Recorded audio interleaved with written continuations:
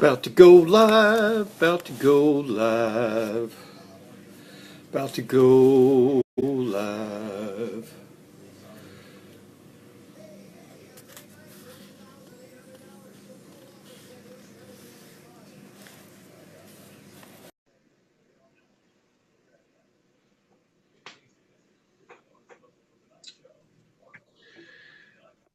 Okay, you guys in there? Hey, what's up? Nothing. We're absolutely tickled that it seems like it's actually working. Well, you guys are, y'all gonna have to squeeze in a little closer here. Yeah, we got Wait, just get you out of it, and we'll just put Michelle in there. what do you got to be that way for? You ain't all that good looking neither. There you go. Hey guys, we're doing something a little different tonight. The webcast is usually we have a program or whatever that does that, and it doesn't seem to work but about half the time. So we're just going to come in old school, go with the Facebook Live, and of course this is still brought to you by Fripp Outdoors. See, just like I got Fripp here on my T-shirt. Sorry, no catfish, but got a big stringer of crappie on the back. But makers of some of the coolest shirts you can ever imagine for the outdoors man and woman. I'm trying to get on here to my phone. I dropped my phone, and you can see it looks perfectly good right now. Hey, George Merrill, I see you. It looks perfectly fine now, but it doesn't work. I can hit stuff. Look at that. It won't hardly work. So anyway, I'll get into that here in a minute. Let me get over here. You need a hug, Scott? What? Hold on. I hadn't even introduced you guys yet, so hold on just a second. Hold on. I got to get in. I got to get in here and get this thing shared over to the Fripp site, if I know how to do that, and share to a page. And I'm getting there. I need another hand here. Boom. Okay. Like I said, we're brought to you here by Fripp Outdoors. I don't need my glasses anymore. I can actually see. And tonight's guest. Hey, tonight's guest. You can't imagine what it has transpired for us to do this, but we have got a catfish renaissance man. I want to say is who this is. This guy. Actually, probably he's been on here long enough now. He needs no introduction, and but I know his wife is very famous. I'm not too sure about him, but we're here today to talk about catfishing and the world of catfishing, and we're here with CatMatt Jones and his wife Michelle. So hey, welcome. Would you? I feel like I need to be over here because and just kind of peek in every now and then. So, hey, welcome. No, you're doing fine, Scott. Welcome to the live podcast here from Fripp Outdoors. How you guys doing? We're good. Good. Doing good. Glad to be here finally. Yeah. Yeah, it has taken a little bit in order to do this, and it's been kind of crazy. We've got some people already coming in here. Looks like your boys already said, "Hey, Dad." But anyway, we're here. Cat, I mean, you're the catfish guru that that knows everything and does everything and is all. I guess you could beat Mr. Whiskers. But how is the world of catfish these days? Is it good? Is it bad? What's going on with it? Well, the world of catfishing is great. It's evolving. We're picking up new people along the way. The tournament scene is exploding. Heck, we had a tournament right here in our hometown yesterday. Cabela's and my Saturday, excuse me, and two of our best friends won it. They live about 2 blocks away. I have not managed to win that Cabela's tournament here in town, but about 3 different sets of my guide clients have. So, but none of them ever give me any of the check. So I don't know if that's a good thing or not, but catfishing's evolving just like bass fishing did in the younger days. There's a lot of growing pains, a lot of resistance to a lot of the new products that are coming out. You know, instead of people just realizing planer boards and different kinds of rattles and floats, and it's just off the charts. It's so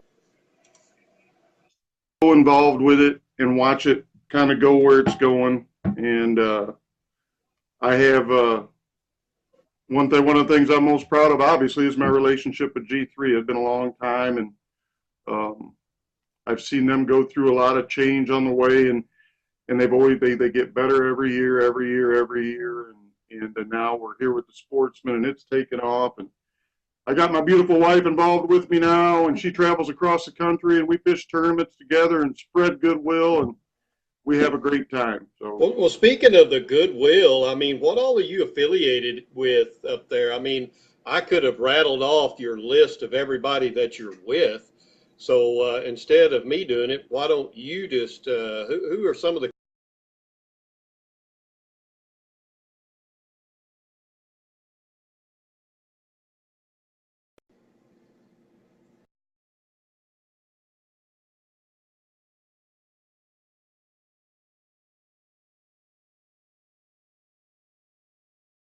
ice cream right now? Because it looks like they're frozen. You with me there, Cat? You good now? Well, yeah, we're there. Yeah, we're here. Yep, you just locked up. Yeah, but it's all good. Yeah, you'll have that sometimes. You got a lot of people on Facebook. We're associated with a lot of great people. Offshore tackle, Ken Depker up there. Planer boards are exploding on the scene right now in catfishing. Lots and lots of people are running planer boards. Of course, G3, obviously, B&M poles. I love B&M. They have such a wide variety of poles for people, from a $40 catfish rod that you can use for any kind of fish, all the way up to bumping rods that are $80, $90, one piece, two piece, short, long. Obviously, Ann's rod socks that I got right here to keep all your rods looking nice and shiny and keep your guides from getting bent up. And a young man named Willie Cahoon out there in Ohio, who has come out with a really nice line of hooks. And, circle hooks are all the rage in catfishing. They have been now for probably 5, 6, 7 years. But Willie at Tackling Cats has some great hooks, some great tackle. And what about our boy down there, Jesse? Oh, I like Jesse. Old Jesse Simmons makes the elite rod holder, Scott. And he makes them for crappie, and catfishing is the ease of adjustment. You want to change your angle, you can do it with just backing off your set screw. You can turn it. You can fish it any direction or any angle in just a 1 second change. And it's obviously diversity is great, whether you're a catfisherman, a crappie fisherman, whatever it may be. But we still use the basic stuff: G&S cheese bait, J&N dip worms. They've been with us forever, and I still do a ton of guide trips where I get a dad and their kids along and catch a few fish. They're not concerned with what size they are, and they just want to catch a bunch of fish, and we have a good time doing it that way. And so, who am I forgetting, Mom?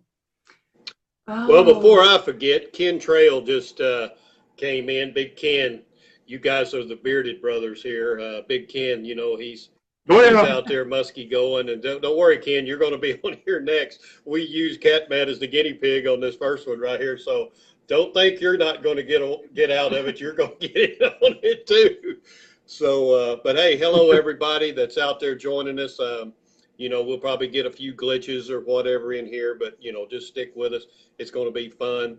You would think in 2018 that all this stuff would just be, really plain and simple. I would have much rather done it on my phone, and but for whatever reason, I dropped my phone getting a turtle out of the road, and I dropped my phone, and it worked just fine, even though it was cracked. But now they fixed it, and now I can't hardly do anything with it. Ryan Letterman says I have a farmer's tan. Yeah, I kind of do, but I need to come over there and help Ryan on his farm. He sends me videos with him doing hay and everything else, and I'm not even going to go into the songs that are playing along with that. So I've got a really lot of goofy guys that send me some really silly stuff. But Bob Henderson, there you go. He said that was my nickname back in the day, Glitch. Well, that was one of them, Bob. There's no doubt about that. But anyway, while we're before we get off subject here, Cat, what have you heard about catfishing? What's biting? What around the country, or what's going on? Across the country right now, it seems like we're getting into that spawn time of the year where a lot of your channel cats are starting to move into the spawn. And we're heading out to fish the All-American Catfish Tournament this weekend in Kansas City, Missouri. Last time we were there to fish a tournament at this time of the year, the blue cats and flatheads had kind of moved into the spawn. In fact, we weighed in 5 channel cats and almost won a tournament because the spawn was so heavy at that point with the blues and flatheads. But I think across the country you're in different stages, obviously moving from south to north, and our channel cats here have started to spawn. I think our flatheads up here, and again, we're above the Mason-Dixon line here in northern Illinois, so our flatheads are probably getting close to going to start moving in here real quick. The channel cats have started. We don't have blues up here, obviously, but I think you're going to hear a lot of that the next few weeks from a lot of different people. You know, the spawn can be a frustrating time of year to fish, just like, you know, some of them pan fishermen guys, you know, I know you like to catch your crappie and stuff, and the spawn's a great time to target those fish. Yep. Once them catfish move into the spawn, Yeah, I see here Brian Norsworthy said the spawn is in full blown in western Kentucky. Our boy Casey, and that's not a surprise. Our boy Ryan Casey, St. Louis, he said that the catfish he's catching are on spawn and just dropping eggs in the boat, and they have to put them back in as fast as they can, but they're still catching a few fish. I mean, is that kind of odd, Cat, that, you know, you can actually catch some while they're spawning? No, I mean, we've always caught fish during the spawn. It seems like, you know, again, each, you know, depends on their level of aggression and just how hungry they are. I mean, you can find them, and a lot depends on where their spawning habitat is. Some fish do spawn on deep cover. Some like to fish it, like to spawn in the bank, up in shallow water. But not all fish do that. What I always tell people when they ask me about that is there's nothing certain with a fish. We only know what we've patterned over years. We're certainly not down there under the water. We don't know what every fish is absolutely doing. And people ask me that a lot about the moon phases as well. And I say, I got a guide. I got to find people fish. I can't not schedule guide trips when I see it's going to be the moon's not right, or there's a chance the spawn could be in, or whatever. I've got to, you know, that's how I got what I, you know, thought was pretty proficient at finding flatheads, was just to stop paying attention to that stuff and just go fish hard. And I found I could find flatheads whether they were spawning or not. So and that's what you primarily go after up there where you're at, is flathead? Oh yeah, the root ball assassin, Scott. Hold on. They're big bad. Did you say who assassin? The root ball assassins. Oh, that's the flathead. Oh, okay. I almost thought you said something else, but okay. Oh yeah, they'll beat you up and take your girlfriend at the same time, Scott. They're big bad fish. They don't play around. And I love flatheads. I've always loved flatheads. There's something different about, you know, flathead fishing is more of a hunt than it is fishing. I know a lot of guys down south are, you know, will catch them on occasion, dragging baits and stuff like that, and they'll catch them at a pretty good clip at sometimes. But up here, things are different. You got a lot of scattered cover. You don't have a lot of as deep a water. Current is a big help to you, you know, so you really have to pay attention to boat position and bait, size, type, and that's what I've always kind of enjoyed about it, and that's what a lot of my clients seem to enjoy about it. And you know, I put, I don't know how many thousands of people in the G3 over the last 12 years, but it's been a lot and had a lot of good times. And primarily, most of the people, that's what they want to come chase is a flathead. So Flatheads, of course, down south they'll call them Appaloosa cats. mm-hmm. What up there? I mean, is the growing season still pretty good? Do they live to be really old in order to get big? But what's a good trophy flathead up there where you're at? Well, you know, flatheads are kind of, people kind of mistake that. Up here, a flathead might grow 1 to 5 pounds a year, depending on how long our winter is, what the water temperature is. But channel cats are actually the slowest growing of all the catfish. Channel cats, a channel cat up here. Yep, that's a good one. Yeah. Channel cats up here take 15, to get 15 inches long is generally about 6 years for a channel cat, where a flathead can grow 3 to 5 pounds the first 3 or 4 years of its life. So they can get to respectable size fairly quick. But if you're going to want to catch the good ones up here, which I consider the good trophies up here, when you're catching them 40 pounds or better, that's a really good flathead up here. 50s are basically, I compare them to a Boone and Crown anymore.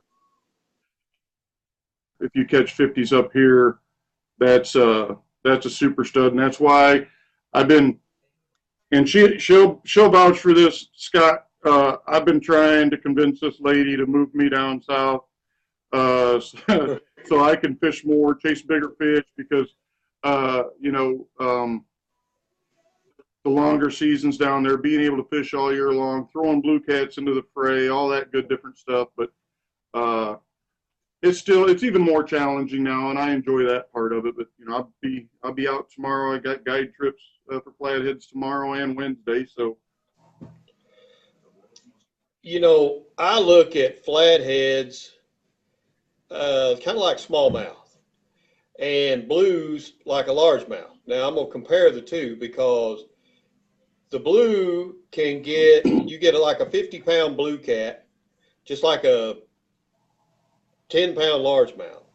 But then you can get a 30-pound flathead and say a 6-pound smallmouth. And danged if the smaller of the two doesn't seem to be bigger, or act bigger, or be bigger, or fight bigger. Wouldn't you agree?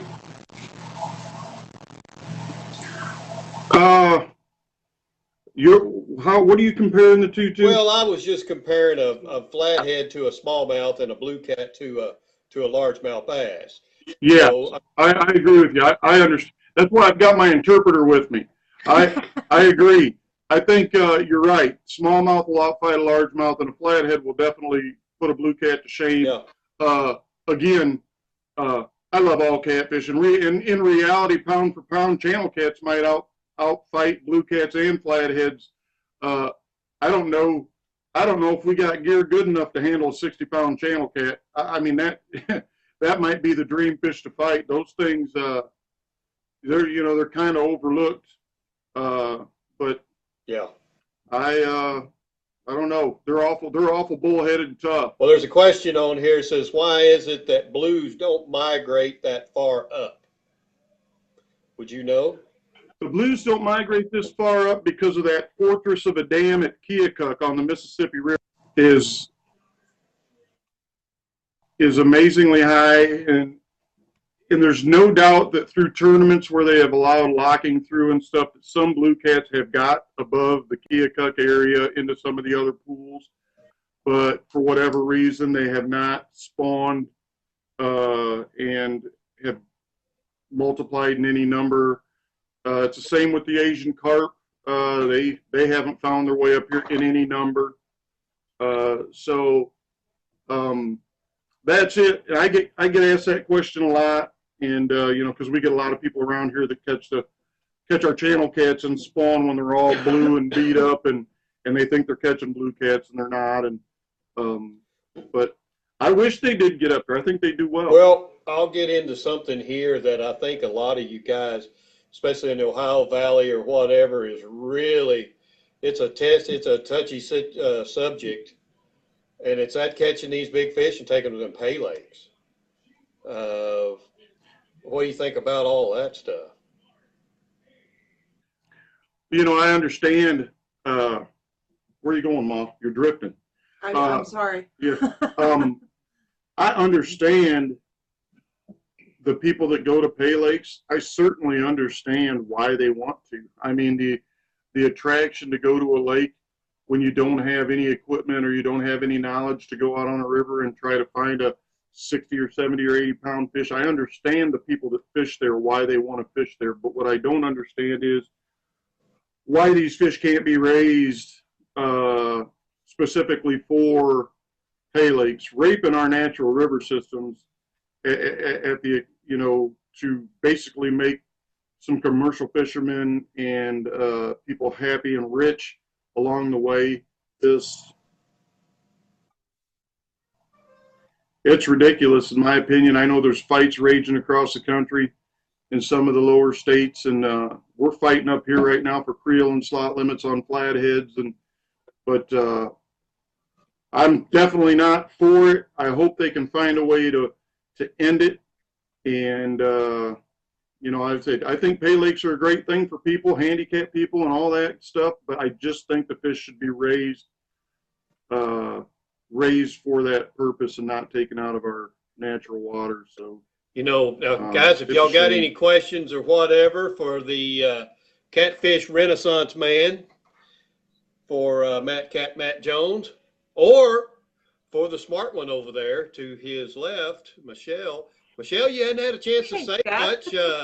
What do you think? What's going on? What interests you about the catfishing? What do you like?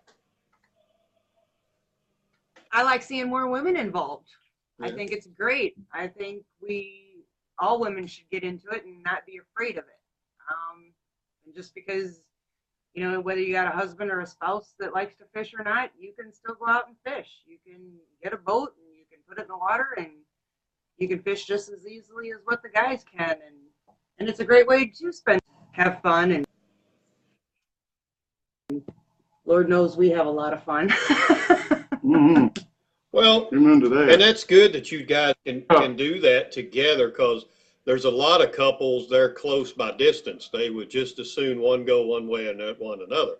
But that's good that you guys can not only live together, but can also fish together. I'm sure there's some really good America's Funniest Video conversations and stuff that goes on with you guys. I guarantee you that. And Ryan Letterman, he is in Kat and Michelle are in Illinois, in northern Illinois is where they are. What's that river up there, that big river you guys fish? My home river is the Rock River. Rock River. That's right. That's right. And I'm 20 miles from the Mississippi River, so I fish a lot of both. Yeah. The chicks sing. Now you. Yeah. Well, I started, but I'm on Whisker Chicks. Yeah. It's a bunch of us ladies and share our stories. You sell that on here, yeah. One of the things, Kat, now, I mean, now you guide. I mean, now, Michelle, do you go with him on guide trips or just tournaments? Some trips. Some trips. Yeah. Yep. Now, She's a big help. What's a day in the life of a catfish guide up there on the Rock River? What's your day consist of? How long? When do you get started? You know, I learned a lot early that I like to leave start times up to people. People always say, well, when's the best time to catch catfish? And I always tell them there's not really a best time. You know, if we're fishing daytime, we're going to be in the cover. If we're going to fish nighttime, we're going to be backed off the cover a little bit. But I like to leave it up to people. I mean, they're paying you. They're trusting you. Last thing I want to do is force people to get up at 3 o'clock and be half asleep for most of the time. So I just as soon leave it up to them. And I usually start most of my trips between 7 and 9 in the morning, and we fish until, middle of the afternoon. I've caught a lot of my bigger fish between about 10 and 1 o'clock. You got Buster down there with you today?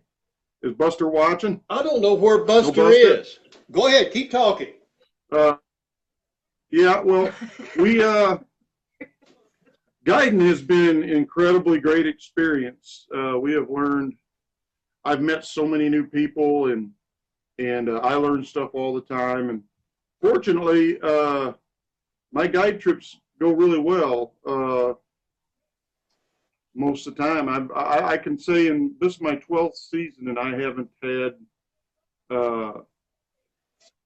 to deal with too many rude or unsavory. Well, I get unsavory type characters all the time.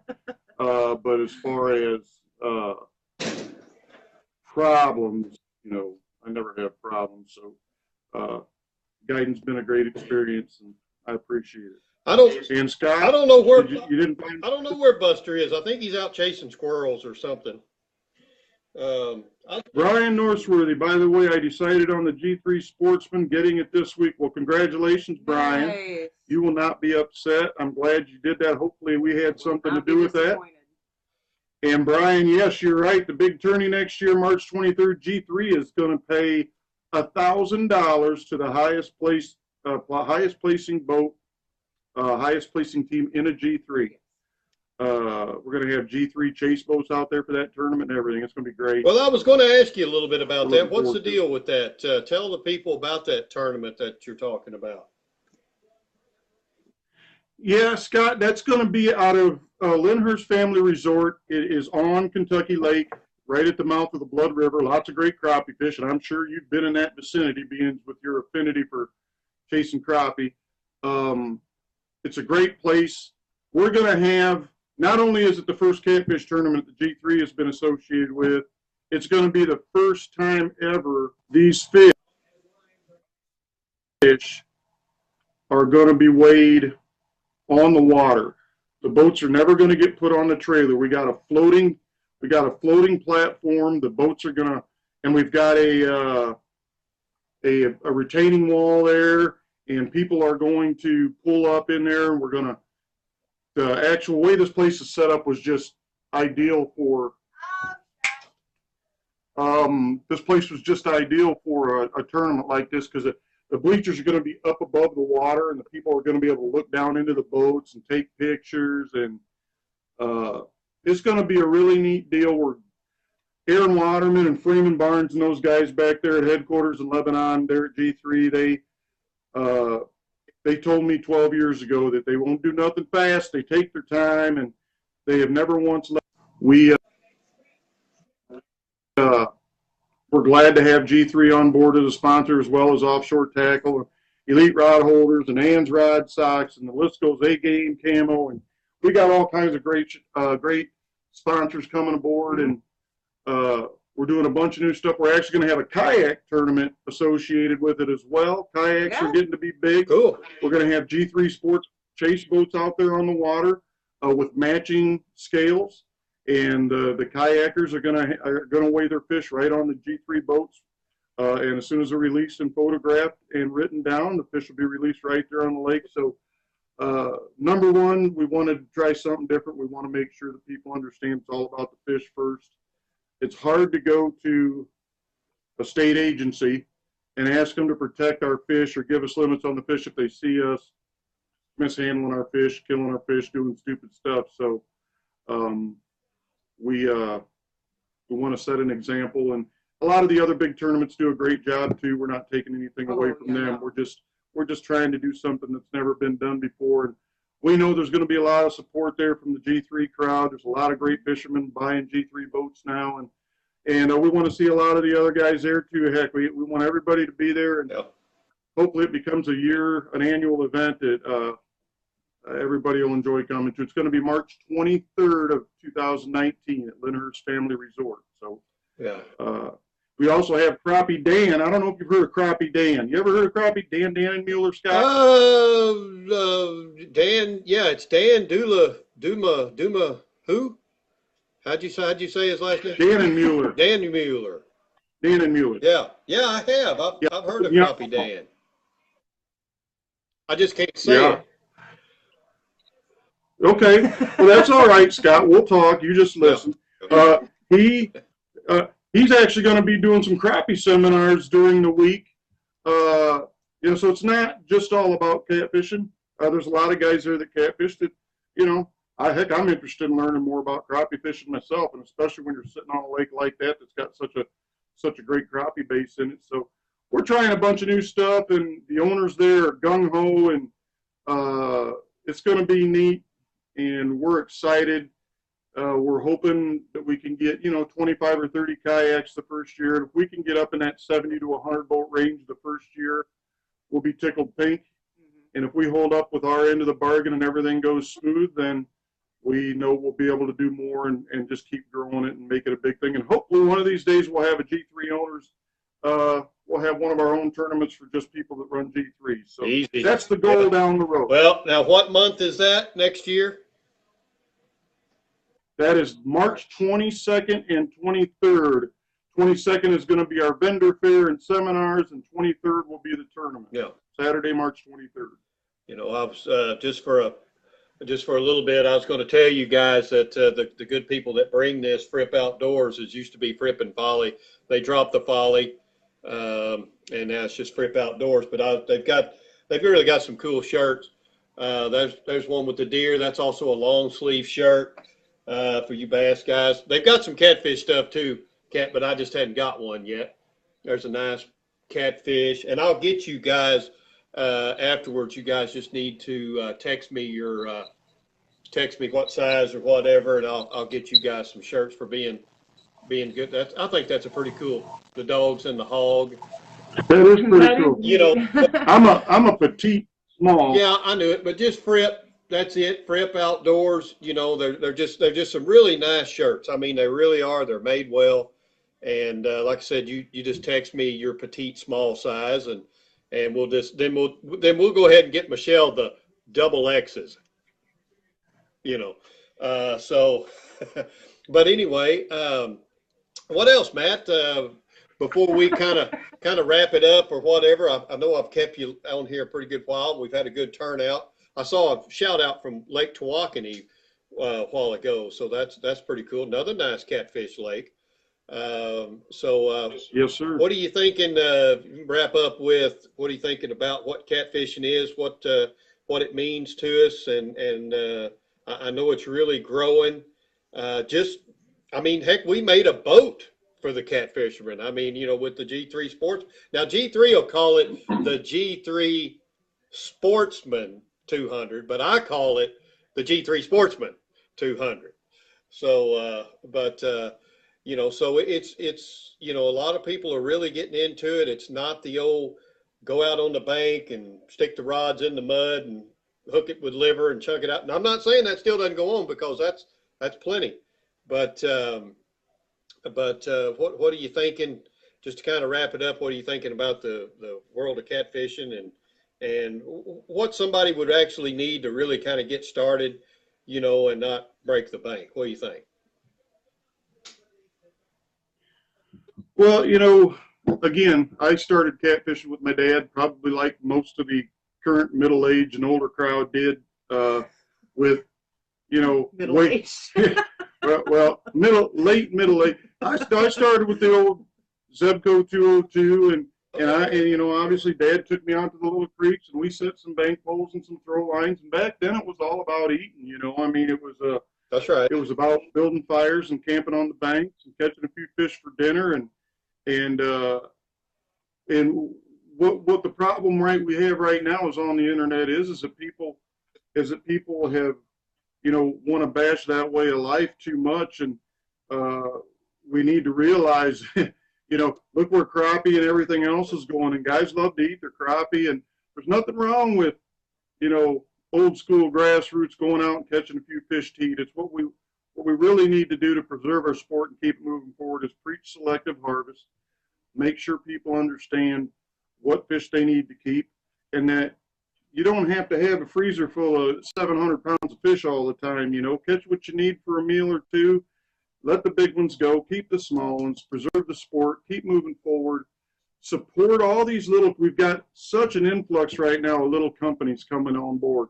Tackling Cats, like I said, with Willie Cahoon, and there's a ton of them out there. Little mom and pop operations that are coming into the scene. We got to support them all. I love G3 boats, but you're not going to see me on the internet bashing Sea Arc boats or any other boats. I mean, everybody is trying to make their way, and if we all would just stop tripping over ourselves, catfishing can really, really blow up, and we can set a great example for the next generation. And it can be bass, it can be what crappie is, it can be what walleye is. The angler numbers are there. It's just, you know, people just need to, hey, let's just go back to having fun and fishing. Represent the products you like and do it with a little bit of zest, and let the people that like other products represent them and do it the way they want to do it. And what is that old phrase? Can't we all just get along? Something like that. Anyway, but no, I'm tickled. If you would have told me, and I say this to people all the time, they ask me, they said, if you would have told me 25 years ago, I'd be sitting in that G3 Sportsman 200 catfishing with the kind of equipment I got now, the electronics, the rod holders, the boat, everything, I'd have told them they were nuts. I mean, because it's incredible. It's incredible gear that we get to use now. The information world and the learning curve is gone. I mean, you can get on the internet and learn a ton of information in no time at all. And when I fished my first tournament on the Rock River, Scott, I pulled a 14-foot flat bottom out of the back of my Chevy S10 truck, carried it down the ramp, put my 9.9 Johnson on it, and that's how I fished my first couple tournaments on the Rock. And you never know where they're going to come from, where a sport's coming from, stuff, and we just got to kind of. I'm tickled to be where I'm at now, but I still love to go camp under a bridge and build a fire and throw a rod in off the bank too. And so I just wish it the best. Basically, I just want everything to be positive and keep moving forward. And I enjoy it more now than ever, getting to fish with my wife, and we're seeing a lot more of that around the country. Lots of guys. There's guys and girls guide trips. The Justin Connor out there and Tabitha. They guide together, and there's lots of husband and wife teams fishing tournaments and doing things together, and it's great to see. So I think the future's bright. We can go as far as we want to take it, and so we appreciate guys like you and companies like G3 that I never thought they would dedicate time to an actual catfish rig. And like you said, they don't necessarily call it a catfish rig, but that's what it is. That's what everybody thinks when they hear G3 Sportsman 200. They think catfish is going to happen. I'd have told you you'd ate a bad batch of crappie fillets or something, but here we are. Yep. So well, all right, guys. I want to thank y'all for coming on. It's been a pleasure, and guys, just support the people that support this. Support Fripp Outdoors. Get on frippoutdoors.com. Check them out. G3 boats. If you're looking for a boat, Yamaha outboards. All the sponsors that check out CatMatt on his Facebook page. Check them out and support his sponsors. There you go. Shameless plug there with offshore planer boards. Just support the people that support these goofy things that we do. Just these things that come on here. They took 30-40 minutes out of their lives that they'll never get back to doing this right here, and I really appreciate them doing it. But like Kat said earlier, enjoy the world of catfishing. Keep what you can use, release the rest, and save some for seed. And speaking of that, Kat, we're going to get out of here. Michelle, thank you very much. I'm sorry that he squeezed you and didn't let you do much talking. Next time we'll just have us on here, and then that way we can have some civilized conversation and have a lot of fun. So, all right. But anyway, thanks for having me. Hey, we're going to sign out of here, and I don't know who we're going to have next week, but it's going to be a tough act to follow with these two, but we'll try our best. So join us again for Fripp Outdoors live feed next week. And I'm Scott Turnage, the old G3 Sportsman. We'll see y'all somewhere next week. Same time, same place, same bat channel. So thank you for your time this time. Until next time, we're out. See you, Scott. Bye, Thanks. Scott. Thank you.